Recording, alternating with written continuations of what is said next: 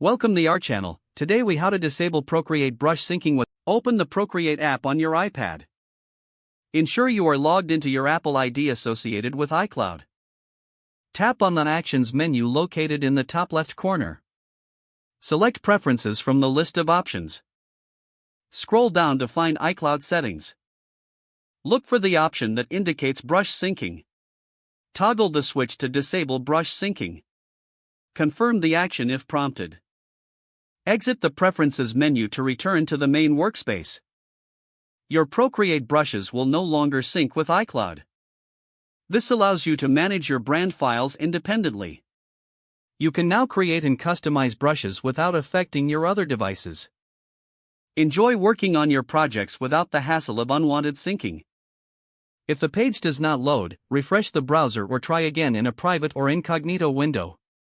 Make sure you are using the correct email address, then retype it carefully to avoid small typos. If your password is not accepted, use the reset option and create a new strong password you can remember. Check your spam folder for verification or security emails, then complete any requested confirmation steps. Enable two-factor authentication if available to improve account security and reduce unauthorized access risk. After signing in, review your profile details so your contact information and settings are accurate and current. If you see an error message, note it down and try again after restarting your device and internet connection. Log out when you finish, especially on shared devices, to keep your account and payment information secure. If the page does not load, refresh the browser or try again in a private or incognito window. Make sure you are using the correct email address, then retype it carefully to avoid small typos. If your password is not accepted, use the reset option and create a new strong password you can remember.